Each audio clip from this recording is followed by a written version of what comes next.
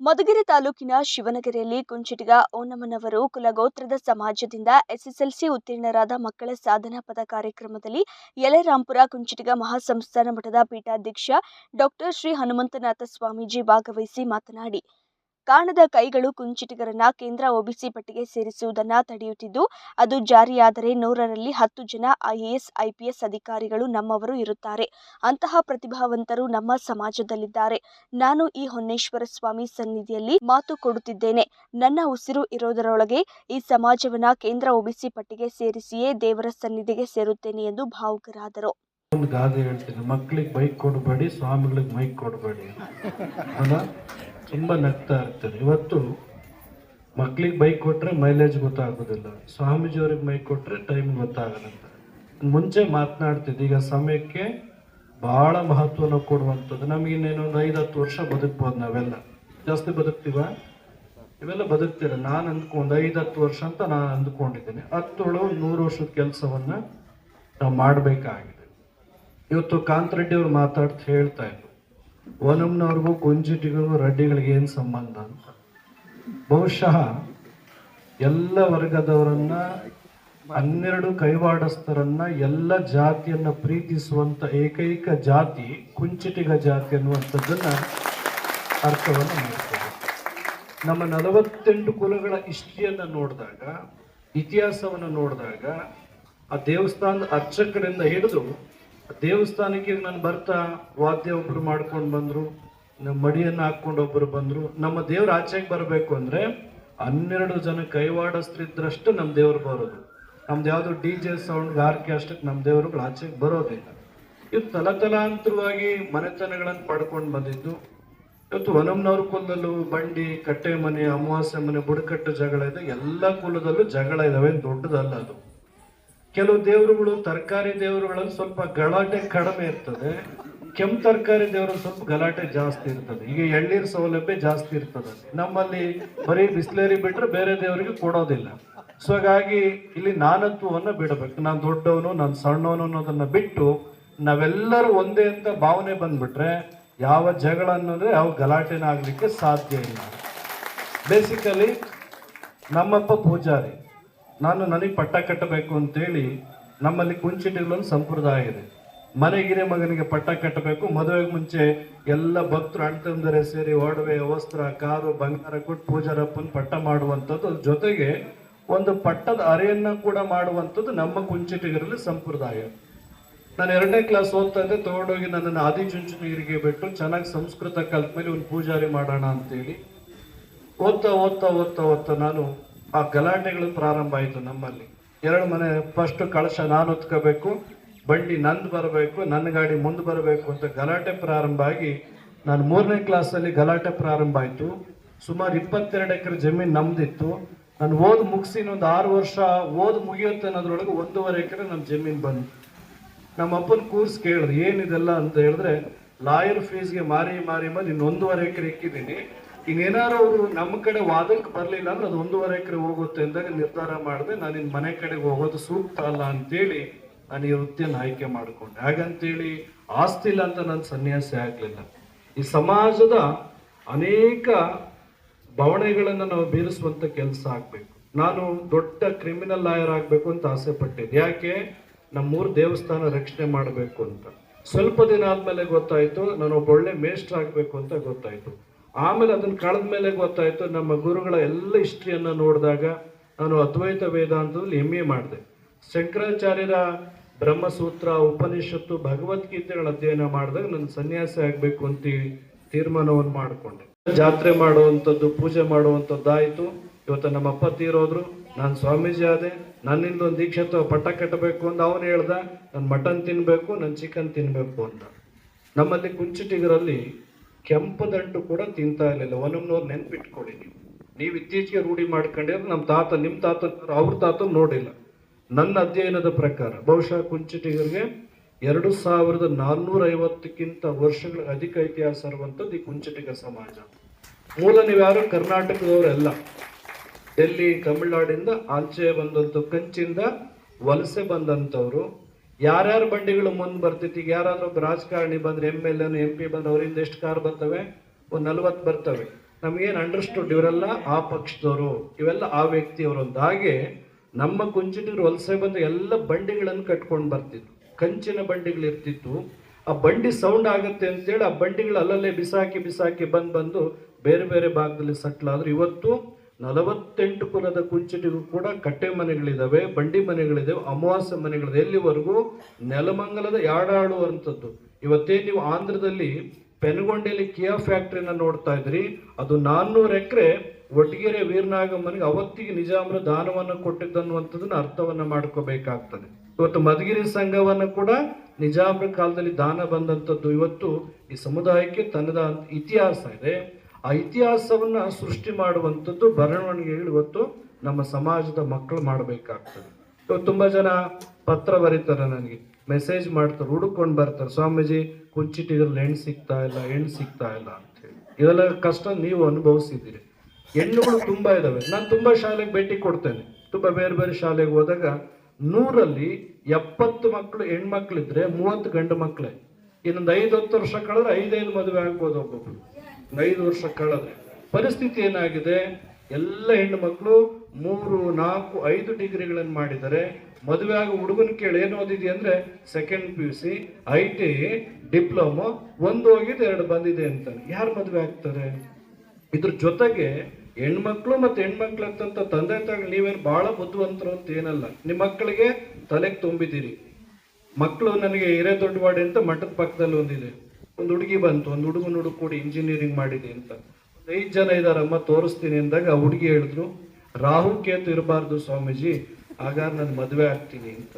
ನಾನು ಅನ್ಕೊಂಡೆ ಬಿಡಮ್ಮ ಅದನ್ನು ಪೂಜೆ ಮಾಡ್ಸ, ನಮ್ಮ ಪುರೋಹಿತರಿಗೆ ಹೇಳಿದ್ರೆ ಒಂದು ಶಾಸ್ತ್ರವಾಗಿ ಹೋಮ ಗೀಮ ಮಾಡಿಸಿ ನಾನೇ ಖರ್ಚು ಮಾಡ್ತೀನಿ ಬಿಡು ಅಂತ ಹೇಳಿದೆ. ಅವ್ರ ತಾಯಿ ಹೇಳ್ತಾಳೆ, ರಾಹು ಕೇತು ಅಂದ್ರೆ ನಕ್ಷತ್ರ ರಾಶಿ ಅಲ್ಲ ಸ್ವಾಮೀಜಿ, ಆ ಮನೆ ಒಳಗಡೆ ಅತ್ತೆ ಮಾವ ಇರಬಾರ್ದು. ನನ್ನ ಮಗಳು ಬಹಳ ಓದಿದ್ದಾಳೆ, ಅತ್ತೆ ಮಾವನಿಗೆ ರಾಹು ಕೇತು ಅಂತ ಇಟ್ಕೊಂಡಿದ್ದಾಳೆ. ನಿಮ್ಗೆಲ್ಲ ತಾಯಿಗಳಿಗೇನು, ಹುಡುಗನ ಹತ್ರ ಕೋಟಿಗಟ್ಟಲೆ ಆಸ್ತಿ ಇರಬೇಕು, ಬೆಂಗಳೂರಲ್ಲಿ 6 ಮನೆ ಇರಬೇಕು, ಎಲ್ಲರ ಕನಸೇನು ಅವನ್ ಬಾತ್ರೂಮ್ ತೊಳಿಲಿ, ಚಪ್ಪಲಿ ಹೊಳಿಲಿ, ಹುಡುಗ ಎಲ್ಲಿರ್ಬೇಕು ನಿಮ್ಗೆ? ನೋಡಿ ಎಷ್ಟು ಚೆನ್ನಾಗಿ ಅರ್ಥ ಮಾಡ್ಕೊಂಡಿದ್ರು. ಯಾವೊಂದು ತಂದೆ ತಾಯಿನೂ ನನ್ನ ಮಗಳು ಚೆನ್ನಾಗಿ ನೋಡ್ಕೊಳ್ತಾಳ, ನನ್ನ ಮಗ ಚೆನ್ನಾಗಿರ್ತಾನ, ನಮ್ಮೂರಿನ ಶ್ರೇಯಸ್ ಉಳಿಯುತ್ತಂತ ಯಾವ ತಂದೆ ತಾಯಿಗಳು ಕೂಡ ನೋಡ್ಕೊಡ್ತಿಲ್ಲ.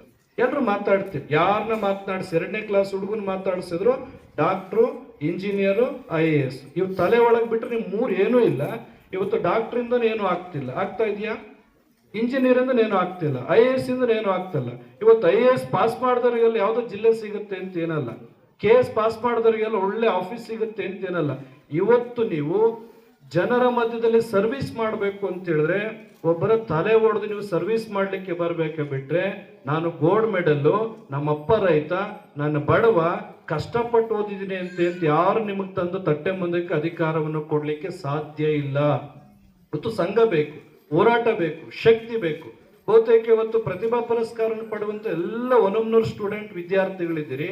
ಇನ್ನು 5 ವರ್ಷ ನೀವು ಒಳ್ಳೆ ಕೆಲಸ ಸಿಕ್ಕಿದ್ರೆ ನಿಮ್ಮ ಮನೆ ದೇವರು 100 ರೂಪಾಯಿ ಕೊಟ್ಟು ನೀವು ಕೈ ಮುಗಿಯಲ್ಲ. ಇಲ್ಲಿವರೆಗೂ ಸುಮಾರು 4ರಿಂದ 5 ಲಕ್ಷ ಜನಕ್ಕೆ ಪ್ರತಿಭಾ ಪುರಸ್ಕಾರಕ್ಕೆ ನಾನು ಹೋಗಿದ್ದೀನಿ. ಒಬ್ಬನು ವಾಪಸ್ ಬಂದು ನಾನು ಇಂಜಿನಿಯರ್ ಮಾಡಿದ್ದೀನಿ, 4 ಮಕ್ಕಳಿಗೆ ನನ್ನ ದತ್ತು ಕೊಡಿ, ನಾನು ಡಾಕ್ಟರ್ ಇದ್ದೀನಿ, ನಮ್ದೊಂದು ಪೇಷಂಟ್ ಕೊಡಿ, ನಾನು ಹುಷಾರು ಮಾಡಿ, ಯಾವ ವಿದ್ಯಾರ್ಥಿಗಳು ಮುಂದೆ ಬಂದಿಲ್ಲ. ಇವತ್ತು ಬಹಳ ಪುಣ್ಯ ಮಾಡಿದಿರಿ. SLCಲಿ PUCಲಿ ಮಾರ್ಕ್ಸ್ ತೆಗೆದು ನಿಮಗೆ ಸನ್ಮಾನ ಮಾಡ್ತದೆ, ಗೌರವಿಸ್ತಾ ಇದ್ದಾರೆ ಅಂತ ಹೇಳಿದ್ರೆ ಯಾವುದೋ ಜನ್ಮದಲ್ಲಿ ನೀವು ಪುಣ್ಯ ಮಾಡಿದ್ರಿ. ನಾವೆಲ್ಲ ಓದ್ಬೇಕಾದ್ರೆ ನಮ್ಗೆ ಕಲ್ಲಿನ ಸ್ಲೇಟು, ಕಲ್ಲಿನ ಬಳಪ ಕೊಡೋರು. ಆ ಬಳಪನ 4 ಪೀಸ್ ಮಾಡಿ ಒಂದೊಂದು ಪೀಸು ಒಂದೊಂದು ದಿವಸ ಅಂತ ಹೇಳಿ ಕೊಡೋರು. ಕಲ್ಲಿನ ಬಳಪ ಬರೆದು ಅಪ್ಪಿತಪ್ಪಿ ಸ್ಲೇಟನ್ನು ಹೊಡೆದ್ರೆ ಅವತ್ತು ನಮ್ಮ ಊಟ ಇಲ್ಲ, ನಿದ್ರೆ ಇಲ್ಲ. ನನಗೆಲ್ಲ ಬಂದ ಮೇಲೆ ಕಾಂತರೆಡ್ಡಿ ಅವರು, ಕೃಷ್ಣಮೂರ್ತಿ ಅವರು ಮಾತು ಕೇಳಿದ್ರೆ ನನ್ಗನ್ನಿಸ್ತು ನಾವೆಲ್ಲ ಕಡಲೆಕಾಯಿ ಬಿಡಿಸಿ ನಾವೇನು ಆಗ್ತಿದ್ವಿ ಅಂತ. ಅವರೆಲ್ಲ ಕಡಲೆಕಾಯಿ ಬಿಡಿಸಿ ಅವರು ಪೊಲೀಸ್ ಆಫೀಸರ್ ಆದ್ರು, ಅವ್ರು ಶಿಕ್ಷಣ ಸಂಸ್ಥೆ ತೆಗೆದ್ರು. ನಾವೆಲ್ಲ ಕಡಲೆಕಾಯಿ ಬಿಡಿಸ್ಬೇಕಾಯ್ತು. ಹಿಂದೆ ಕಡಲೆಕಾಯಿ ಬಾದಾಮಿಗಿಂತನೂ ರೇಟ್ ಇತ್ತು. 1 ರೂಪಾಯಿ ಡೊನೇಷನ್ ಇಲ್ದಂಗೆ ಆ ಮಗುವಿನ ವಿದ್ಯಾಭ್ಯಾಸವನ್ನು ಕೊಡಿಸುವಂತ ಕೆಲಸವನ್ನ ಶ್ರೀಮಠ ಮಾಡುತ್ತೆ ಅಂತ ಸಂದರ್ಭದಲ್ಲಿ ಯಾರಾದ್ರೂ ಹೆಣ್ಮಕ್ಳು, ಗಂಡು ಮಕ್ಕಳು ಬೆಂಗಳೂರಲ್ಲೋ, ತುಮಕೂರಲ್ಲೋ, ಡೆಲ್ಲಿಲೋ, ಚೆನ್ನೈಯಲ್ಲಿ ಎಲ್ಲಾದ್ರೂ ಇರ್ಬೋದು, ಹಾಸ್ಟೆಲ್ ವ್ಯವಸ್ಥೆ ಬೇಕು ಅಂತ ಹೇಳಿದ್ರೆ ನೀವು 365 ದಿವಸ ನೀವು ನನ್ನನ್ನು ಸಂಪರ್ಕ ಮಾಡ್ಬೋದು. ನಿಮ್ಗೆ ಎಂಥ ಸಂದರ್ಭ ಇರಲಿ, ಯಲೆರಾಂಪುರದ ಮಠ ನಮಗೊಂಥರ ತವ್ರ ಮನೆ ಇದ್ದಾಗೆ ಅನ್ಕೋಬೇಕು. ಯಾಕೆ ಈ ಮಾತು ಹೇಳ್ತೇನೆಂದ್ರೆ, ನಾವು ಬಡತನದಲ್ಲಿ ಬಂದಾಗ ಬಡತನ 100 ಪಾಠವನ್ನ ಕಲಿಸುತ್ತೆ.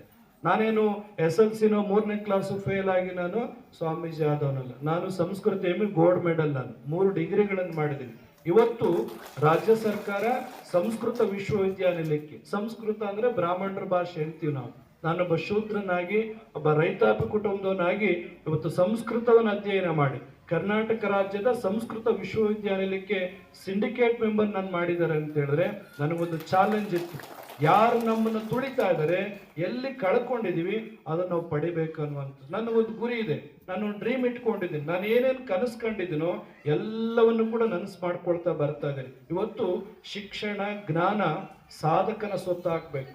ಇವತ್ತು ಪ್ರತಿನಿತ್ಯ ನಾನು ಸಮಯ ಸಿಕ್ಕಾಗ ಓದ್ತೀನಿ, ಬರಿತೀನಿ. ನನಗೆ ಇನ್ನೊಂದು 4 ಡಿಗ್ರಿ ಮಾಡಬೇಕು, ನನಗೆ ಗೌರ್ಮೆಂಟ್ ಕೆಲಸ ಸಿಗೋದಿಲ್ಲ, ನನಗೇನು ಸಂಬಳ ಬರೋ ಅವಶ್ಯಕತೆ ಇಲ್ಲ. ಇವತ್ತು ಓದಿದಷ್ಟು ನಮಗೆ ಜ್ಞಾನ ಹೆಚ್ಚಾಗತ್ತೆ. ಅದಕ್ಕೆ ಹೇಳ್ತಾರೆ ಅನ್ನೇನ ಕ್ಷಣಿಕ ತೃಪ್ತಿ ಯಾವ ಜೀವಂಚ ವಿದ್ಯೆ ಅಂತ. ಅನ್ನ ಕ್ಷಣಿಕ ತೃಪ್ತಿನ ಕೊಡ್ತದೆ. ಇವಾಗ ನೀವು ಬೆಳಗ್ಗೆಲ್ಲ ತಿಂಡಿ ಮಾಡಿದ್ರೆ ಇನ್ನು 10 ನಿಮಿಷ ನಾನು ಮಾತನಾಡೋದು ಎಷ್ಟು ಜನ ಬಿದ್ದೋಗ್ತಿರೋ ಇಲ್ಲಿ, ನಡೆಯಕ್ಕಾಗಲ್ಲ ನಮ್ಗೆ. ಯಾಕೆಂದ್ರೆ ಆಗಲೇ ಹೊಟ್ಟೆ ಕೇಳ್ತಾ ಇರ್ತದೆ, ಅದು ಊಟ ಖಾಲಿ ಆಗ್ತಾ ಇರ್ತದೆ. ಆದ್ರೆ ವಿದ್ಯೆ ನೀವೆಷ್ಟು ಓದ್ತೀರಿ, ಎಷ್ಟು ಖಾಲಿ ಮಾಡ್ತೀರಿ, ಮತ್ತೆ ಜಾಸ್ತಿ ಆಗತ್ತೆ. ಬಿಟ್ರೆ ನೀನ್ ಎಲ್ಲಿವರೆಗೂ ಬದುಕಿರ್ತೀಯ ಅಲ್ಲಿವರೆಗೂ ನಿನ್ನ ಜೊತೆ ಇರುವಂತದ್ದು ಯಾವುದು? ಜ್ಞಾನ, ಶಿಕ್ಷಣ. ಅದಕ್ಕೆ ಹೇಳ್ತಾರೆ ಸ್ವದೇಶೇ ಪೂಜ್ಯತೆ ರಾಜ ವಿದ್ವಾನ್ ಸರ್ವತ್ರ ಪೂಜ್ಯತೆ ಅಂತ ಹೇಳಿ. ಒಬ್ಬ ರಾಜ ಆದವನು ಆ ದೇಶದಲ್ಲಿ ಅಷ್ಟೇ ಪೂಜೆ ಭಾವನೆ ಕಾಣ್ತಾನೆ. ಒಬ್ಬ ವಿದ್ಯಾವಂತ ಪಂಡಿತ ಜಗತ್ತಿನ ದೇಶದ ಯಾವುದೇ ಮೂಲೆಗೆ ಹೋದ್ರೂ ಕೂಡ ಅವನಿಗೆ ಮನ್ನಣೆ ಸಿಗುತ್ತೆ ಅನ್ನೋದಕ್ಕೆ ಇವತ್ತು ಕೃಷ್ಣಮೂರ್ತಿ ಅಂತ ಉದಾಹರಣೆ ಬೇರೆ ಬೇಡ. ಅವ್ರನ್ನ ಕೇರಳ ಕರ್ಕೊಂಡೋಗಿದ್ದು ಯಾವ್ದು? ತುಮಕೂರು ಜಿಲ್ಲೆನ, ಚಳ್ಳಕೆರೆನ, ಅಥವಾ ಚಿತ್ರದುರ್ಗ ಜಿಲ್ಲೆನ, ಅಥವಾ ವನಮ್ನವರ ಅಂತ ಹೇಳಿ ಕೇರಳದಲ್ಲಿ ಇಟ್ಕೊಂಡವ್ರ, ಅಥವಾ ನೀವು ಕುಂಚಿಟಿಗರು ಬುದ್ಧಿವಂತರನ್ನು ಕೇರಳದಲ್ಲಿ ಇಟ್ಕೊಂಡಿದ್ದಾರ? ಅವರಲ್ಲಿ ಜ್ಞಾನ ಇತ್ತು. ನೀವು ಬಂದು ನಮ್ಮೂರಲ್ಲಿ ಮಕ್ಕಳಿಗೆ ಪಾಠ ಮಾಡಿ ಅಂತ ಹೇಳಿದ್ರು. ಅವ್ರ ಶಿಕ್ಷಣ ಜ್ಞಾನ ಇವತ್ತು ಅಲ್ಲಿವರೆಗೂ ಕರ್ಕೊಂಡೋಯ್ತು. ಇವತ್ತು ನೀವಿಲ್ಲಿಗೆ ಬಂದು ಸನ್ಮಾನಕ್ಕೆ ಭಾಜನರಾಗಿದ್ದೀರಂದ್ರೆ 3 ಒಳ್ಳೆ ಆಕಳ ಕಟ್ಟವ್ರು ನಮ್ಮಪ್ಪ ಅನ್ನಿಸ್ತೀವಿ. 10,000 ಕೊಡಿ, 20,000 ಕೊಡಿ. ಇವನ್ನೆಲ್ಲ ಈಗ ಬೆಂಗಳೂರಲ್ಲಿ ದೊಡ್ಡ ದಂಧೆಗಳಾಗಿದೆ. ನಗರ ಪ್ರದೇಶದಲ್ಲಿ ಸಾಧ್ಯವಾದಷ್ಟು ನಿಮ್ಮ ಮಕ್ಕಳನ್ನ ಮೊಬೈಲಿಂದ ದೂರ ಇಡಿಸಿ, ನೀವು ಕೂತಾಗ ಒಟ್ಟಿಗೆ ಕೂತು ಊಟ ಮಾಡೋದನ್ನ ಅಭ್ಯಾಸ ಮಾಡ್ಕೊಳ್ಳಿ. ಪರಸ್ಪರವಾಗಿ ನಿಮ್ಮ ಮಕ್ಕಳ ಭಾವನೆಗಳಿಗೆ ಸ್ಪಂದಿಸುವಂತ ಕೆಲಸ ಮಾಡಿ. ತಂದೆ ತಾಯಿಗಳು ಅನ್ನಿಸ್ಕೊಂಡವರು ಸಂಜೆ 6 ಗಂಟೆಗೆ ಮನೆಗೆ ಬಂದ್ರೆ ಮಕ್ಕಳು 4:15 ಮನೆಗೆ ಬರ್ತವೆ. ಅಪ್ಪ ಅಮ್ಮ ರಾತ್ರಿ 12 ಗಂಟೆಗೆ ಬಂದ್ರೆ ಮಕ್ಕಳು ಬೆಳಗಿನ ಜಾವ ಮಧ್ಯರಾತ್ರಿ ಬರ್ತವೆ. ಅದಾಗಬಾರದು ಅಂತ ಹೇಳಿದ್ರೆ ಈ ದೇಶ ನೆಲದ ಸಂಸ್ಕೃತಿಗೆ ನಾವು ಗೌರವನ್ನ ಕೊಡಬೇಕು, ನೆಲದ ಕಾನೂನನ್ನ ಗೌರವಿಸುವಂತ ಕೆಲಸ ಆಗ್ಬೇಕು. ಎಲ್ಲದಕ್ಕಿಂತ ಹೆಚ್ಚಾಗಿ ನಾನು ಹುಟ್ಟಿರುವಂತ ಈ ಕುಲಕ್ಕೆ, ಈ ಸಮಾಜಕ್ಕೆ ಏನಾದೊಂದು ಋಣವನ್ನ ತೀರಿಸುವಂಥದ್ದು, ಏನಾದ್ರು ಸ್ಫೂರ್ತಿದಾಯಕವಂತ ಬದುಕನ್ನ ಬಾಳ್ಲಿಕ್ಕೆ ನಮಗೊಂದು ಅವಕಾಶವನ್ನ ಸಿಗಲಿ ಅನ್ನುವಂಥದ್ದು ಆಗ್ಬೇಕು. ಇವತ್ತು ಕೇಂದ್ರದಲ್ಲಿ ನಾವು OBC ಇಲ್ಲ, ರಾಜ್ಯದಲ್ಲಿ OBC ಇದ್ದೀವಿ. ಬಹುತೇಕ ಹಿಂದಿರೋರಿಗೆ ಏನೋ ಗೊತ್ತಾಗಿತ್ತೇನು, ಕುಂಚಿಟಿಗರಿಗೆ ಏನಾದ್ರು OBC ಕೊಟ್ರೆ ವರ್ಷಕ್ಕೆ 10 ಜನ IAS ಪಾಸ್ ಮಾಡೋರು, 100 ಜನ ಡಾಕ್ಟರ್ ಆಗೋರು, 50 ಇಂಜಿನಿಯರ್ ಅಂತ ಹೇಳಿ ಎಲ್ಲೋ ಒಂದ್ಸರಿ ಕಾಣದ ಕೈಗಳು ಇವತ್ತು ನಮ್ಮನ್ನು OBC ಇಂದ ಕಿತ್ತಾಕುವಂತ ಕೆಲಸವನ್ನ ಮಾಡಿದ್ದಾರೆ. ಇವತ್ತು ನಾನು ವನ್ನೇಶ್ವರ ಸ್ವಾಮಿ ಸನ್ನಿಧಾನ ನಾನು ಪ್ರಾಮಿಸ್ ಮಾಡ್ತೇನೆ, ನನ್ನ ಕೊನೆ ಉಸಿರಿರೋದ್ರೊಳಗಡೆ ಈ ಸಮಾಜಕ್ಕೆ ಒಂದು OBC-ನ ತಂದು ಕೊಟ್ಟೇ ಕೊಡ್ತೇನೆ ಅನ್ನುವಂಥ ಭರವಸೆಗಳನ್ನ ಇವತ್ತು ನಾನು ಆಡ್ತೇನೆ. ಇದೇ ಸಾಕಷ್ಟು ಸಂಘ ಸಂಸ್ಥರು ಹೋರಾಟವನ್ನು ಮಾಡಿದ್ರು. ಹಿಂದೆ ಸೆಂಟ್ರಲ್ ಮಿನಿಸ್ಟರ್ ರಾಮದಾಸ್ ಅತಾವಳೆ ಇದ್ದಾಗ 2-3 ಸಲ ನಾನು ಡೆಲ್ಲಿಗೆ ಭೇಟಿ ಕೊಟ್ಟಿದ್ದೆ. ಇವತ್ತು ಒಂದು 10 ರಿಂದ 15 ಜನ MP-ಗಳು ಈ ಸಮುದಾಯಕ್ಕೆ ಅನ್ಯಾಯ ಆಗಿದೆ ಅನ್ನುವಂಥದ್ದನ್ನ ಇವತ್ತು ಸೆಂಟ್ರಲ್ ಗಮನಕ್ಕೆ ತಂದಿದ್ದಾರೆ. ಕಾರಣಾಂತರದಿಂದ ಅದು ನಂದು ಫೈಲ್ ಮೂವ್ ಆಗ್ತಿಲ್ಲ. ಇವತ್ತೇನಾಗಿದೆ, ಏನಾದ್ರು ಒಂದು ಯಾರಿಗಾದ್ರು ಲೆಟರ್ ಕೊಟ್ರೆ ಸಾಕು, ಫೇಸ್ಬುಕ್ ಹಾಕೋತೀರಿ, ನಮ್ಮ ಆಪೋಸಿಟ್ ಲೀಡರ್ಗಳು ಹೋಗ್ಬಿಟ್ಟು ಅದನ್ನ ಕಿತ್ಕೊಂಬಂದು ಇವ್ರು ಹಿಂಗೆ ಇರ್ಲಿ ಸ್ವಾಮಿ ಬೂರ್ಗಳಿಸ್ಬೇಡಿ ಅಂತ. ನಿಮ್ಗೆ ಗೊತ್ತಲ್ಲ, ನಿಮ್ಮೂರಲ್ಲಿ ಟಾರ್ ಆದ್ರೆ ಸ್ವಾಮಿ ಇವ್ರು ನಿಮ್ಗೆ ಓಟ್ ಹಾಕಿಲ್ಲ ಅಂದ್ರೆ ಏನಾಯ್ತು, ನಿಮ್ಮೂರಿಗೆ ಟಾರ್ ಬರುತ್ತಾ? ಬರೋದಿಲ್ಲ. ಇನ್ನು ರಾಜ್ಯ ಮಾಹಿತಿ ಆಯುಕ್ತೆ ಮಮತಾ ಮಾತನಾಡಿ, ವಿದ್ಯಾರ್ಥಿಗೆ ಶಿಕ್ಷಣ ಬಹುಮುಖ್ಯವಾಗಿದ್ದು ಧರ್ಮದ ಮಾರ್ಗದಲ್ಲಿ ನಡೆಯಬೇಕು, ಅದಕ್ಕಾಗಿ ಯಾವುದೇ ರಾಜಿಯಾಗಬಾರದು ಎಂದರು. ಅಲಂಕರಿಸಲಿಕ್ಕೆ ಕೋರ್ಕೊಂಡ್ರು ನಾನು ಒಂದು ಹುದ್ದೆಯಲ್ಲಿ ಈಗಿದ್ದೇನೆ. ಶಿಸ್ತು ನನಗೆ ನನ್ನ ತಂದೆ ತಾಯಿನಿಂದ ಬಂದ ಬಳುವಳಿ. ಅಪ್ಪ ಶಿಸ್ತುಗಾರ, ಅಮ್ಮ ಸೆಂಟ್ರಲ್ ಗೌರ್ಮೆಂಟ್ ಸ್ಟೇಟ್ ಗೌರ್ಮೆಂಟ್ ತರ. ಸೆಂಟ್ರಲ್ ಗೌರ್ಮೆಂಟ್ ಅಪ್ಪ, ಸ್ಟೇಟ್ ಗೌರ್ಮೆಂಟ್ ಅಮ್ಮ. ಸೊ ಅಮ್ಮನ ಒಂದು ಆಡಳಿತ ಮನೆಯಲ್ಲಿ, ಅವರ ಒಂದು ಮಾರ್ಗದಲ್ಲಿ ನಾವು ನಡೆದು ಬಂದಿದ್ದೇವೆ. ನನ್ನ ಅಜ್ಜಿ ಅಂದಿರು ತುಂಬ ಜ್ಞಾಪಿಸ್ಕೋತೀನಿ. ನನ್ನ ತಾಯಿ ನನಗೆ ಮನೆಯ ಎಲ್ಲ ಕೆಲಸವನ್ನ ಕಲಿಸ್ಬೇಕು ಅನ್ನೋದು ಅವರ ಹಠ. ಅಡುಗೆ ಮನೆಯ ಎಲ್ಲ ಪ್ರತಿ ಕೆಲಸ ಕಲಿಸ್ಬೇಕು, ಮನೆಯಲ್ಲಿ ಎಲ್ಲ ಕೆಲಸ ಕಲಿಸ್ಕೋಬೇಕು ಅಂತ. ನನ್ನ ಅಜ್ಜಿ ಒಂದು ಮಾತು ಹೇಳೋರು, ಅವಳು ಒಂದು ಉನ್ನತ ಅಧಿಕಾರಿ ಆಗ್ಬೇಕು. ನಾವು ಬರೀ ಮದುವೆ ಮಾಡ್ಲಿಕ್ಕಲ್ಲ ಹೆಣ್ಣು ಮಗಳು. ಅವಳು ನಮ್ಮ ಅಜ್ಜಿ ಹೇಳೋರು, ತಂದೆಯ ತಾಯಿ, ನೀನು ದೊಡ್ಡೋಳಾಗಿ ಒಂದು ದೊಡ್ಡ ವ್ಯಕ್ತಿ ಆಗಬೇಕು, 4 ಜನಕ್ಕೆ ಆಶ್ರಯ ಕೊಡುವಂಥ ಸ್ಥಾನಕ್ಕೆ ನೀ ಬರಬೇಕು, ಮದುವೆ ಸೆಕೆಂಡ್ರಿ. ನಮ್ಮ ಮನೆಯಲ್ಲಿ ಒಬ್ರು ಕೆಲಸ ಮಾಡ್ತಿದ್ದು ಸಾಕಮ್ಮ ಅಂತ, ಸಾಕಿ ಕೂಡ ಮದುವೆ ಆಗಿ 3 ಜನ ಹೆಣ್ಣು ಮಕ್ಕಳನ್ನ ಎತ್ತಿದ್ದಾಳೆ. ಅದು ಅವಳ ಸಾರ್ಥಕತೆ. ನಿನ್ನ ಸಾರ್ಥಕತೆ ಅಷ್ಟಾಗಬಾರದು. ಸೊ ಎಲ್ಲರ ಉತ್ತಮ ಒಂದು ನಡವಳಿ, ಮನೆಯ ವಾತಾವರಣ, ಉತ್ತಮ ವಾತಾವರಣದಿಂದ ನಾವು ಹೊರಹೊಮ್ಮಿ ಏನೋ ಒಂದು ಸಮಾಜಕ್ಕೆ ಮಾಡ್ಲಿಕ್ಕಾಯ್ತು. ಮಗ IAS ಮಾಡಿದ್ದಾನೆ, ನನ್ನ ಮಗಳು ಎಂಜಿನಿಯರ್ ಆಗಿದ್ದಾಳೆ, ನನ್ನ ಮಗನು ಇದು. ಆ ಹೆಮ್ಮೆಯಲ್ಲಿ ನಾವು ನಮ್ಮ ಸುತ್ತು ಇರುವವರನ್ನ ಎತ್ತಿ ಹಿಡಿಯೋದಕ್ಕೆ ಮರಿತೀವಿ. ನಾವು ಎಲ್ಲೋ ಒಂದ್ ಕಡೆ ನಾನು ಅನ್ನೋದು ತುಂಬಾ ಹೋಗಿದೆ. ನಾವು ಆಗ್ಬೇಕು. ನಮ್ಮ ಹಳ್ಳಿಯ ಜನ ನಾವು ಒಟ್ಟಿಗೆ ಸೇರಿ ನಾವೇನಾದ್ರೂ ಒಂದು ಮಾಡೋಣ. ಈಗ ಈ ತಾನೇ ತೋರಿಸಿದ್ರು, ಇವರಿಗೆಲ್ಲರಿಗೂ ಕೆಲಸ ಇದೆ. ದುಡಿದು ಇಡೀ ವಾರ ದುಡಿದು ಅವ್ರಿಗೆಲ್ಲ ಶ್ರಮವಾಗಿ ಅವ್ರಿಗೀಗ ರಿಲ್ಯಾಕ್ಸ್ ಮಾಡ್ಕೊಳ್ಳುವ ಟೈಮ್ ಇರುತ್ತೆ. ಅದೆಲ್ಲವನ್ನ ಬಿಟ್ಟು ಯಾಕೆ ಸಮುದಾಯಕ್ಕಾಗಿ ಬಂದು ದುಡಿತಾ ಇದ್ದಾರೆ ಅನ್ನೋದನ್ನ ನಾವೆಲ್ಲ ಅರ್ಥ ಮಾಡ್ಕೋಬೇಕು. ಮಕ್ಕಳಿದ್ದೀರಿ, ನಾನು ಕೂಡ ನಮ್ಮ ಸ್ನೇಹಿತರ ತರ ನಿಮಗೆ ಯಾವ ರೀತಿ ಓದಬೇಕು, ಯಾವ ರೀತಿ ಮುಂದೆ ಬರಬೇಕು ಅದನ್ನ ಹೇಳ್ಬೋದಿತ್ತು. ಆದ್ರೆ ಅದೆಲ್ಲ ನಿಮಗೆ ಗೊತ್ತಿದೆ. ಈಗಿನ ಮಕ್ಕಳು ಹೇಗಿದ್ದಾರೆ ಅಂತಂದ್ರೆ, ನಾವು ಒಂದು ಸಣ್ಣ ಉಗುರನ್ನ ತೋರಿಸಿದ್ರೆ ನಮ್ಮ ಕೈಯನ್ನ, ನಮ್ಮ ಮೈಯನ್ನ ನುಂಗುವ ಚಾಕಚಕ್ಯತೆ ಇದೆ. ಬುದ್ಧಿವಂತರಿದ್ದಾರೆ, ಒಂದೊಂದೇ ಮಕ್ಕಳನ್ನ ಇಟ್ಕೊಂಡಿರ್ತಾರೆ, ಎಲ್ಲ ಬುದ್ಧಿ ಅವರಿಗೆ ದಾರೆ ಎರೆದು ಕೊಟ್ಟಿರ್ತಾರೆ. ಮಕ್ಕಳು ತುಂಬಾ ಬುದ್ಧಿವಂತರಿದ್ದಾರೆ. ಪ್ರತಿ ಮನೆಯಲ್ಲೂ ಒಬ್ರು ಇಬ್ರು ಸಾಫ್ಟ್ವೇರ್ ಇಂಜಿನಿಯರ್ಸ್ ಇದ್ದಾರೆ. ಬೇರೆ ದೇಶಕ್ಕೆ ಹೋಗಿ, ಈ ಸಂದರ್ಭದಲ್ಲಿ ನಾವು SM ಕೃಷ್ಣ ಅವರನ್ನ ಜ್ಞಾಪಿಸ್ಕೋಬೇಕು. ಅವರ ಒಂದು ಆಫೀಸರ್ ಆನ್ ಸ್ಪೆಷಲ್ ಡ್ಯೂಟಿ ಆಗಿ ನಾನು ಕೆಲಸ ಮಾಡಿದ್ದೇನೆ ಅವರ 5 ವರ್ಷದ ಅವಧಿಯಲ್ಲಿ. ಆ ಸಂದರ್ಭದಲ್ಲಿ ಅವರು ಹಾಕಿಕೊಟ್ಟ ಪಾಯದಲ್ಲಿ ನಾವು IT-ಯನ್ನು ನಮ್ಮ ರಾಜ್ಯಕ್ಕೆ ತಂದು ಅದು ಎಲ್ಲರಿಗೂ ಅನುಕೂಲ ಆಗುವ ರೀತಿಯಲ್ಲಿ ಮಾಡಲಿಕ್ಕೆ ಅವರ ಒಂದು ಮಾರ್ಗದರ್ಶನವೇ ಕಾರಣವಾಗಿತ್ತು. ಅಡಿಪಾಯ ಹಾಕಿದವರು ಅವರೇ. ಆದರೆ ಅದರಿಂದ ನೆಗೆಟಿವ್ ಕೂಡ ಆಗಿದೆ. ಮನುಷ್ಯ ಬೆಳೆದಷ್ಟು, ಕಲಿತಷ್ಟು, ಒಂದು ಪೆಂಡುಲಮ್ ಅಂದ್ರೆ ಗೊತ್ತಲ್ಲ, ನನ್ಗೆ ಕನ್ನಡದಲ್ಲಿ ಅದು ಗೊತ್ತಾಗ್ತಾ ಇಲ್ಲ. ಗಡಿಯಾರದಲ್ಲಿ ಹಿಂಗೋಗಿ ಹೋಗ್ತಾ ಇರುತ್ತೆ ನೋಡಿ. ಈ ಮೂಲೆಯಲ್ಲಿ ಅಜ್ಞಾನ ಇದೆ, ಅದು ಬರ್ತಾ ಬರ್ತಾ ಜ್ಞಾನಕ್ಕೆ ಬರುತ್ತೆ, ತಿರ್ಗಾ ಮುಂದಕ್ಕೆ ಹೋಗುತ್ತೆ. ಆ ಮುಂದಕ್ಕೆ ಹೋಗುವ ಜಾಗವೇ ಜ್ಞಾನಸ್ಯ ಅಜ್ಞಾನಂ ಅಂತೀವಿ. ಜ್ಞಾನಸ್ಯ ಅಜ್ಞಾನಂ ಅಂದ್ರೆ ಜ್ಞಾನದಿಂದ ಬಂದಿರುವ ಅಜ್ಞಾನ ಅಂತ. ಜ್ಞಾನದಿಂದ ಯಾವ ರೀತಿ ಅಜ್ಞಾನ ಬಂತು? ನನ್ನ ಬಿಟ್ರೆ ಇನ್ನೊಬ್ಬರಿಲ್ಲ. ಕೇಳೋಕೆ ಎಷ್ಟು ಜನಕ್ಕೆ ಇದೆ ಕಿವಿ? ಹೇಳೋಕೆ ತುಂಬಾ ಜನ ಇದ್ದಾರೆ. ಮಾತಾಡಕ್ ಶುರು ಮಾಡಿದ್ರೆ ತಾನೇ ನನಗೆ ಒಂದು ಎಕ್ಸ್ಪೀರಿಯನ್ಸ್ ಅನ್ನ ನಾನು ಹೇಳಲೇಬೇಕು. ತುಂಬಾ ಟೈಮ್ ತಗೊಳ್ಳೋದಿಲ್ಲ ನಿಮ್ದು, ಬೇಜಾರು ಮಾಡ್ಕೊಳ್ಬೇಡಿ. ನಾನಿಲ್ಲಿ CEO ಆಗಿ ಬಂದಾಗ ಸ್ವಾಮೀಜಿ ಅಲ್ಲಿ ಹಾಕಿದ್ದ ಶುದ್ಧ ನೀರ ಘಟಕಗಳನ್ನ ಸರಿಯಾಗಿ ಮ್ಯಾನೇಜ್ ಮಾಡದೆ ಹಾಳಾಗಿತ್ತು. ತಕ್ಷಣ ಇನ್ಸ್ಪೆಕ್ಷನ್ ಹಾಕೊಂಡು ನಾನು ಅಲ್ಲಿ ಹೋದೆ. ನಾನು ಒಂದು ಘಟಕವನ್ನ ಇನ್ಸ್ಪೆಕ್ಟ್ ಮಾಡಿ, ಯಾಕೆ ಇದು ಈ ರೀತಿ ಇದೆ, ಅವನನ್ನ ಮೇಂಟೈನ್ ಮಾಡೋನ್ ಯಾರು ಕರೆಸಿ ಮಾಡಿ ಇನ್ನೊಂದು ಘಟಕಕ್ಕೆ ಹೋಗುವಾಗ ದಾರಿ ಹಿಂದೆ ನಾನು ತಿರುಗಿ ನೋಡಿದ್ರೆ ನನ್ನ ಹಿಂದೆ ಒಂದು ದೊಡ್ಡ ಗುಂಪು. ಎಲ್ಲಿ ಹೋದ್ರು ಈ ದೊಡ್ಡ ಗುಂಪು ನನ್ನ ಹಿಂದೆ ಬರ್ತಾ ಇತ್ತು.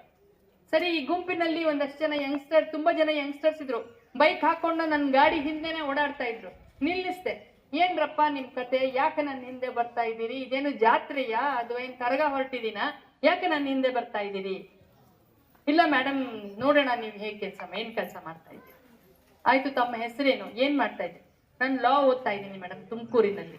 ಇನ್ನೊಬ್ರು ಹೇಳ್ತಾರೆ ನಾನು ಇದು ಓದ್ತಾ ಇದ್ದೀನಿ ಮೇಡಮ್, ನಾನು ಅದು ಓದ್ತಾ ಇದ್ದೀನಿ ಮೇಡಮ್ ಅಂತ ಹೇಳ್ತಾ ಹೋಗ್ತಾರೆ. ಆಯ್ತಪ್ಪ, ಬನ್ನಿ, ನಿಮ್ಮ ಹಳ್ಳಿಗಳನ್ನ ನೀವು ನೋಡ್ಬೇಕಂತಿದ್ದೀರಿ, ಬನ್ನಿ ನೋಡಿ. ಈ ಮೋರಿ ಇದೆ, ಈ ಮೋರಿ ತುಂಬದಲ್ಲಿ ಕಸ ತುಂಬಿದೆ. ಅಲ್ಲ, ಅವನು PDO ಮೇಡಮ್, ಅವ್ನು ಕ್ಲೀನೇ ಮಾಡಿಲ್ಲ ಅಂತ. ಆ PDO ಕರ್ಸ್ದೆ. ಏನಕ್ಕಪ್ಪ ಇದನ್ನ ಕ್ಲೀನೇ ಮಾಡಿಲ್ಲ ಅಂತ. ಇನ್ನೊಂದಷ್ಟು ಜನ ಬಂದ್ರು. Madam, first week of May clean ಮಾಡಿದ್ದಾನೆ madam. First week of May clean ಮಾಡಿದ್ರೆ ಇದು ಜೂನ್ ಮಧ್ಯದಷ್ಟಕ್ಕೆ ಇಷ್ಟೊಂದು ಕಸ ಯಾಕಿದೆ? ಅಂತ ಹೇಳಿ ತಿರುಗಿ ನೋಡಿದ್ರೆ ಅಲ್ಲೊಂದಷ್ಟು ಜನ ಹೆಣ್ಮಕ್ಳು ಕೂತಿದ್ರು. ತರಕಾರಿ ಹಚ್ಚಿ ತರಕಾರಿಯ ಸಿಪ್ಪೆನ ಟಕ್ ಅಂತ ಅಲ್ಲಿ ಮೋರಿ ಒಳಗಡೆ ಹಾಕೋದು. ನಾನು ಕೇಳಿದೆ ಹುಡುಗರಿಗೆ, ನೀವು ಎಜುಕೇಟೆಡ್, ನಿಮ್ಮ ಹಳ್ಳಿ ಇದು, ಯಾವ ಬ್ರಾಹ್ಮಣನಾದ್ರೂ ಆಗಿರ್ಲಿ ಬ್ರಾಹ್ಮಣದ ತರ ಅಂತ. ಬ್ರಾಹ್ಮಣ ಅನ್ನೋದು ಒಂದು ಜಾತಿ ಅಲ್ಲ, ಅದು ಸರ್ವ ಗುಣ ಸಂಪನ್ನರನ್ನ ಒಂದು ಟೈಟಲ್. ಇವಾಗ ನೀವು ಎಷ್ಟೋ ಜನ ಮಕ್ಕಳಿಗೆ ಇವತ್ತು ಗುರುತಿಸಿ ಟೈಟಲ್ ಅನ್ನ ಕೊಟ್ಟು ಅವ್ರಿಗೊಂದು ಪ್ರಶಂಸನೆ ಕೊಡ್ತಾ ಇದ್ದೀರಲ್ಲ, ಆ ರೀತಿಯ ಕೊಡ್ತಾ ಇದ್ದ ಯಾವುದೇ ಇದರಲ್ಲಿ ಕಸುಬಿನಲ್ಲಿ ಇದ್ರೂ ಕೂಡ ಸರ್ವಗುಣ ಸಂಪನ್ನರನ್ನ ಕರೆದು ಕೂರಿಸಿ, ಈ ತರ ಗುರುಗಳಂತ ನಾವು ಹೇಗೆ ಕೂರಿಸ್ತೀವಿ ಆ ತರ ಕೂರಿಸಿ ಅವ್ರಿಗೆ ಕೊಡ್ತಾ ಇದ್ದ ಬಿರುದು ಅದು ಬ್ರಾಹ್ಮಣ ಅಂತ ಇತ್ತು ಅವಾಗ. ಸೊ ಆ ರೀತಿ ಎಲ್ಲಾ ರೀತಿ ಈ ಜಾತಿಯಲ್ಲಿ ಎಲ್ಲಾ ರೀತಿ ಸರ್ವಗುಣ ಸಂಪನ್ನರಿದ್ದಾರೆ, ಬುದ್ಧಿವಂತ ಜನ ಇದ್ದಾರೆ ಅಂತ ಹೇಳಿ ನೀವು ಬ್ರಾಹ್ಮಣರು ಅಂತ ಹೇಳೋದಿತ್ತು, ಜಾತಿ ಅಂತಲ್ಲ. ಆ ಒಂದು ಉತ್ತಮವಾದ ಸಮುದಾಯ, ಬುದ್ಧಿವಂತಿಗೆ ಹೇರಳವಾಗಿದೆ, ವಿದ್ಯಾವಂತಿಗೆ ಹೇರಳವಾಗಿದೆ. ಅದ್ರ ಜೊತೆಯಲ್ಲಿ ವಿನಯ ಮತ್ತು ಗುಣಸಂಪನ್ನವನ್ನ ನೀವೆಲ್ಲರೂ ಒಗ್ಗೂಡಿಸಿಕೊಳ್ಳಿ. ಮುಂಬರುವ ದಿನಗಳಲ್ಲಿ ನಿಮಗೆ ಯಾರಿಗೆ ಆದರೂ ಯಾವುದೇ ರೀತಿ ಸಹಾಯ ಬೇಕಾದರೂ ಕೂಡ ನಮ್ಮನ್ನ ಕಾಣ್ಬೋದು ಅಂತ ಹೇಳಿ, ಅದೇ ರೀತಿ ಕೆಲವು ಹಳ್ಳಿಗಳನ್ನು ನಾವು ಗುರುತಿಸಿ, ನನ್ನದೊಂದು ಕನಸಿದೆ, ಆ ಕನಸನ್ನು ಸಾಕಾರಗೊಳಿಸ್ಕೊಳ್ಳಿಕ್ಕೋಸ್ಕರ ಕೆಲವು ಹಳ್ಳಿಗಳನ್ನು ಗುರುತಿಸಿದ್ದೇವೆ. ಈ ಹಳ್ಳಿಗಳಲ್ಲಿ ಜೀವನೋಪಾಯ ಕಾರ್ಯಕ್ರಮಗಳನ್ನು, ಚಟುವಟಿಕೆಗಳನ್ನು ಹಮ್ಮಿಕೊಳ್ಳಕ್ಕೆ ಮುಂಬರುವ ದಿನಗಳಲ್ಲಿ ಮಾಡ್ತಾ ಇದ್ದೀವಿ ವ್ಯವಸ್ಥೆ. ನನ್ನ ಕನಸು ಏನಂದ್ರೆ, ಪ್ರತಿ ಹಳ್ಳಿಯಲ್ಲಿ ಪ್ರತಿ ಮನೆಯಲ್ಲೂ ಇರುವ ಗೃಹಿಣಿ ಅನ್ಪ್ರೊಡಕ್ಟಿವ್ ಆಗಬಾರ್ದು. ಗೃಹಿಣಿ ತನ್ನ ಮನೆಯನ್ನು ನೋಡ್ಕೊಳ್ತಾಳೆ, ಕೆಲವು ಜೀವನೋಪಾಯ ಚಟುವಟಿಕೆಗಳನ್ನ ಮಾಡಿ ಆರ್ಥಿಕವಾಗಿ ಸಬಲರಾಗಬೇಕು ಅಂತ. ಅದು ಬರೀ ಕಡತವಲ್ಲ, ಒಂದು ವ್ಯಕ್ತಿಯ ದುಃಖ ದುಮ್ಮಾನಗಳಿರ್ತಾವೆ, ಒಂದು ವ್ಯಕ್ತಿಯ ಖುಷಿ ಇರುತ್ತೆ, ಒಂದು ಹಲವಾರು ವ್ಯಕ್ತಿಗಳ ಬೆವರಿನ ಒಂದು ಕೋರಿಕೆ ಇರುತ್ತೆ ಅಂತ. ಸೊ ಬರುವ ಎಲ್ಲ ಕಡತಗಳನ್ನ ನಾನು ಹೆಚ್ಚು ಸಮಯವನ್ನ ಕೊಟ್ಟು ಓದ್ತಾ ಇದ್ದೆ. ಓದಿ ಏನು ನ್ಯಾಯವನ್ನ ನಮ್ಗೆ ಇರುವ ಎಲ್ಲಾ ಕಾನೂನಲ್ಲೂ ನಾವು ಸರಿಯಾಗಿ ಕಾನೂನವನ್ನ ಅರ್ಥ ಮಾಡ್ಕೊಂಡ್ರೆ, ಕಡತದ ಬೇಡಿಕೆಯನ್ನ ಸರಿಯಾಗಿ ಅರ್ಥ ಮಾಡ್ಕೊಂಡ್ರೆ ಎಲ್ಲರಿಗೂ ಒಂದು ನ್ಯಾಯವನ್ನ ದೊರಕಿಸ್ಲಿಕ್ಕಾಗತ್ತೆ ಅಂತ ನಾನಾದ್ರೂ ಅಂದ್ಕೊಂಡಿದ್ದೇನೆ. ಇಲ್ಲಿ ಇರುವ ಎಲ್ಲ ಮಕ್ಕಳಿಗೂ ನಾನು ಹೇಳೋದು ಅಷ್ಟೇನೆ, ತಾಳ್ಮೆ. ಈಗ ತಾನೇ ನಾನು ಸ್ವಾಮೀಜಿ ಹತ್ರ ಮಾತಾಡ್ತಿದ್ದೆ, ನನಗೆ ಬಹಳ ದುಃಖದ ವಿಷಯ ಇದೆ. ನಾನು ಇವ್ರು ಯಾರೋ ಹೇಳ್ದಾಗೆ ಹಳ್ಳಿ ಅಲ್ಲ, ಒಂದು ಸೊಗಡಿಲ್ದಲೆ ಬೆಳೆದವರಲ್ಲ. ಖುಷಿ ಪಡ್ತಾ ಇದ್ವಿ ನಾವು. ರಜಾ ದಿನ ಬಂದು ಹಳ್ಳಿಗೆ ಹೋಗ್ಬೇಕಂದ್ರೆ ಒಂದು ಖುಷಿ ಇತ್ತು. ಯಾರ ಮನೆಯಲ್ಲೋ ಊಟ ಮಾಡ್ತಾ ಇದ್ವಿ, ಯಾರ ಮನೆಯಲ್ಲೋ ಮಲಗ್ತಾ ಇದ್ವಿ. ಆ ವಾತಾವರಣ ಈಗಿಲ್ಲ. ಈಗ ಹಳ್ಳಿಗೆ ಹೋಗ್ಬೇಕಂದ್ರೆ ಯಾರೋ ಒಂದು ಕತ್ ಹಿಡಿದು ನೂಕದಾಗೆ ಆಗತ್ತೆ. ಕೇರಳದಲ್ಲಿ ಗುರುಕುಲ ಶಿಕ್ಷಣ ಸಂಸ್ಥೆ ಕಟ್ಟಿರುವ ಕೃಷ್ಣಮೂರ್ತಿ ಮಾತನಾಡಿ, ಮಣ್ಣಿನ ಸೊಗಡಲ್ಲಿ ಶಿಕ್ಷಣ ಕಲಿಸಲು ಲಕ್ಷಾಂತರ ಶುಲ್ಕ ಪಡೆಯುವ ಸಂಸ್ಥೆಗಳಿವೆ.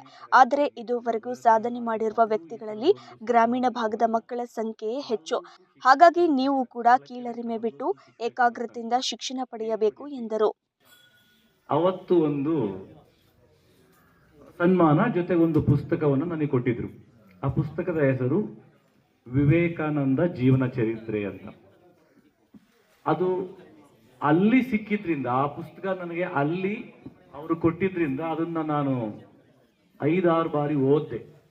ಅಂದ್ರೆ ನನ್ನ ಬುದ್ಧಿವಂತಿಕೆಯನ್ನು, ಟ್ಯಾಲೆಂಟನ್ನು ರೆಕಗ್ನೈಸ್ ಮಾಡಿ ಕೊಟ್ಟಿದ್ದಾರೆ, ಅದನ್ನ ಸದುಪಯೋಗ ಮಾಡ್ಕೋಬೇಕು ಅನ್ನೋ ಕಾರಣಕ್ಕೆ ಆ ಪುಸ್ತಕವನ್ನ ಒಂದು 5-6 ಬಾರಿ ಓದಿದೆ.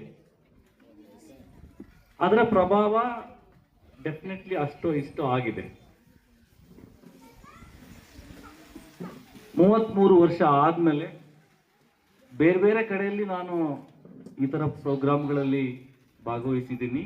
ನಾವೇ ಒಂದು ಶಾಲೆಯನ್ನು ಮಾಡೋದ್ರಿಂದ ಪ್ರತಿ ವರ್ಷನೂ ನಾವು ಈ ಕಾರ್ಯಕ್ರಮವನ್ನ ಮಾಡ್ತೀವಿ.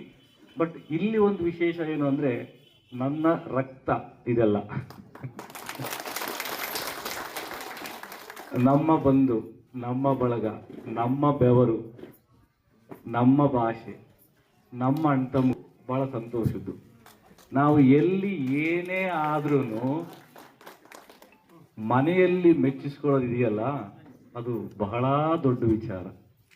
ಎಲ್ಲೆಲ್ಲಿ ಏನೇನೋ ಸಮಾರಂಭ, ಸನ್ಮಾನ, ಒಳ್ಳೊಳ್ಳೆ ಪದಗಳು ನುಡಿತಾರೆ. ಬಟ್ ನಮ್ಮ ಮನೆಯಲ್ಲಿ ನಮ್ಮವ್ರ ಮುಂದೆ, ನಮ್ಮ ಹಿರಿಯರ ಮುಂದೆ, ನಮ್ಮ ಗುರುಗಳ ಮುಂದೆ, ನಮ್ಮ ಅಣ್ಣ ತಮ್ಮಗಳ ಮುಂದೆ ಈ ಥರ ಬರೋದು, ಸಮಾರಂಭದಲ್ಲಿ ಭಾಗವಹಿಸೋದು ಬಹಳ ಸಂತೋಷದ ವಿಷಯ. ನಾನು ಇಲ್ಲಿ ಮಕ್ಕಳು ಯಾರ್ಯಾರು ಬಂದಿದ್ದೀರಾ ಕೈ ಎತ್ರಿ. ಇವತ್ತು ಸನ್ಮಾನ ಸ್ವೀಕರಿಸೋದಕ್ಕೆ ಬಂದಿರೋಂಥ ಮಕ್ಕಳು ಯಾರ್ಯಾರಿದ್ದೀರಾ ಕೈ ಎತ್ರಿ. ಗುಡ್. 10th ಅಲ್ವಾ ಇವರೆಲ್ಲ? 10th ಸ್ಟ್ಯಾಂಡರ್ಡ್ ಅಲ್ವಾ ಇವರು? 10th ಅಲ್ವಾ ಇವರು? ಒಂದು ಕನ್ನಡ ಮೀಡಿಯಂ ಇರುತ್ತೆ. ಓಕೆ, ತೊಂದರೆ ಇಲ್ಲ. ಮಕ್ಕಳ ಗತಿ ಒಂದು ಹಂತ ಅಂದ್ರೆ ಬಾಲ ವಿದ್ಯಾಭ್ಯಾಸದ ಒಂದು ಹಂತ. ಅಲ್ಲೇವರೆಗೂ ನಾವು ಎಲ್ಲ ಸಬ್ಜೆಕ್ಟ್ ಅನ್ನು ಸಾಮಾನ್ಯವಾಗಿ ಓದ್ತೀವಿ. 4-5 ಸಬ್ಜೆಕ್ಟ್ ಅನ್ನ, 3 ಲ್ಯಾಂಗ್ವೇಜ್ ಅನ್ನ ಓದ್ತೀವಿ. ಇಲ್ಲಿ ಫಸ್ಟ್ ಕ್ಲಾಸ್ ಬರ್ತೀರಾ, ರ್ಯಾಂಕ್ ಬರ್ತೀರಾ, ಟಾಪರ್ಸ್ ಆಗ್ತೀರಾ, ಸ್ಕೂಲ್ ಟಾಪರ್ಸ್ ಆಗ್ತೀರಾ, ಡಿಸ್ಟ್ರಿಕ್ಟ್ ಟಾಪರ್ಸ್ ಆಗ್ತೀರಾ. ಬಟ್ ಇದು ಒಂದು ಆರಂಭ. ಒಂದು ಪಬ್ಲಿಕ್ ಎಕ್ಸಾಮ್ ಅಲ್ಲಿ ಯಾವುದೋ ಒಂದು ಹಂತದಲ್ಲಿ ಪಾಸ್ ಆಗಿದ್ದು ಒಂದು ಆರಂಭ. ಇದರಿಂದ ನಾವು ಮತ್ತೆ ಮತ್ತೆ ಪ್ರಯತ್ನ ಮಾಡಲೇಬೇಕಾಗುತ್ತೆ. ನೆಕ್ಸ್ಟ್ ನಿಮ್ಮ ಪ್ರಯತ್ನ ಸೆಕೆಂಡ್ PUC ಆಗಿರುತ್ತೆ. ಸೆಕೆಂಡ್ PUCಯಲ್ಲಿ ಈಗ 10th ಪಾಸ್ ಆದರೆ +1 PUC ಅಡ್ಮಿಷನ್ ಮಾತ್ರ. ಬಟ್ PUC ಪಾಸ್ ಆದಾಗ ನಿಮ್ಮ ಆಯ್ಕೆಯ ಒಂದು ಕೆರಿಯರ್ ಕೋರ್ಸ್ಗೆ ಅವಕಾಶ ಇರುತ್ತೆ. ಅಲ್ಲೂ ನೀವು ಇದೇ ಮಾಡಬೇಕಾಗುತ್ತೆ, ಉದ್ಯೋಗ ಸಿಗುತ್ತೆ, ಬಹಳಷ್ಟು ಅವಕಾಶಗಳು ಇರ್ತವೆ. ಇದರಲ್ಲಿ ಹಳ್ಳಿಯಿಂದ ಬಂದವರು ಎಷ್ಟು, ಹಳ್ಳಿ ಶಾಲೆಗಳಲ್ಲಿ ಓದೋರು ಎಷ್ಟು ಜನ ಇದ್ದೀರಾ? ಹಳ್ಳಿ ಅಥವಾ ಸಾಮಾನ್ಯ ಗ್ರಾಮೀಣ ಕಡಿಮೆ ಆಗಿದೆ, ಸಂಖ್ಯೆ ಕಡಿಮೆ ಆಗಿದೆ. ಓಕೆ, ನಮ್ಮೂರಲ್ಲಿ ನಾನು ಹೈಸ್ಕೂಲ್ 1992 10th ಸ್ಟ್ಯಾಂಡರ್ಡ್ ಪಾಸ್ ಆದಾಗ 2-3 ಬಸ್ ಬರ್ತಿದ್ವು, ಅದು ಸತ್ಯ.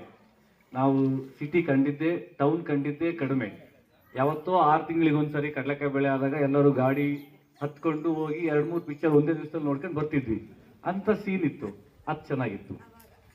ಆಕ್ಚುಲಿ ನಿಮ್ಗೆ ಹೇಳ್ತೀನಿ, ಹಳ್ಳಿಯಲ್ಲಿ ಹುಟ್ಟಿದ್ರೆ, ಹಳ್ಳಿಯದೇ ವಾತಾವರಣದಲ್ಲಿ ಬೆಳೀತಾ ಇದ್ರೆ, ನಿಮ್ಮ ಮನೆಯಲ್ಲಿ ಈಗಲೂ ಹಸು ಎಮ್ಮೆಗಳಿದ್ರೆ, ನೀವು ಪ್ರತಿದಿನ 2-3 ಗಂಟೆ, ಮಕ್ಳಿಗೆ ಹೇಳ್ತಾ ಇದ್ದೀನಿ ನಾನು ಇದನ್ನ, ನೀವು ಈಗಲೂ ಪ್ರತಿದಿನ 2-3 ಗಂಟೆ ಹೊಲಕ್ಕೆ ಹೋಗಿ ಕೆಲಸ ಮಾಡ್ತಾ ಇದ್ರೆ ನಿಮ್ಮಷ್ಟು ಪುಣ್ಯವಂತರು ಬೇರೆ ಇಲ್ಲ. ಈ ಅನುಭವಕ್ಕೆ, ಮಕ್ಕಳಿಗೆ ಮಣ್ಣು ಮುಟ್ಸೋದಿಕ್ಕೆ, ಕಲ್ಲು ಮುಟ್ಸೋದಿಕ್ಕೆ ನಾವು ಲಕ್ಷಾಂತರ ರೂಪಾಯಿ ಫೀಸ್ ಇಸ್ಕೊತಾ ಇದೀವಿ ಅಲ್ಲಿ. ಅವ್ರಿಗೆ ಜಸ್ಟ್ ಮಣ್ಣಲ್ಲಿ ಆಟ ಆಡ್ಸೋದಿಕ್ಕೆ, ಜೇಡಿ ಮಣ್ಣಲ್ಲಿ ಆಟ ಆಡ್ಸೋದಿಕ್ಕೆ, ಕಲ್ಲು ಮುಟ್ಸೋದಿಕ್ಕೆ ಲಕ್ಷಾಂತರ ಫೀಸ್. ಮೊಬೈಲ್ ಯೂಸ್ ಮಾಡಬೇಡ್ರಿ, ಬರ್ರಿ ನಾವು ಕಲ್ಲು ಮಣ್ಣು ನೀರಲ್ಲಿ ಆಟ ಆಡಿಸ್ತೀವಿ. ಇನ್ನು ಈ ಕಾರ್ಯಕ್ರಮದಲ್ಲಿ ದೇಗುಲ ಸಮಿತಿ ಅಧ್ಯಕ್ಷ ಟಿ ಮಂಜುನಾಥ್, ಉಪಾಧ್ಯಕ್ಷ ಶಿವರಾಮ್, ದೇವಸ್ಥಾನ ಸಮಿತಿಯ ಎಲ್ಲ ಸದಸ್ಯರು, ಮುಖಂಡರು ಉಪಸ್ಥಿತರಿದ್ದರು.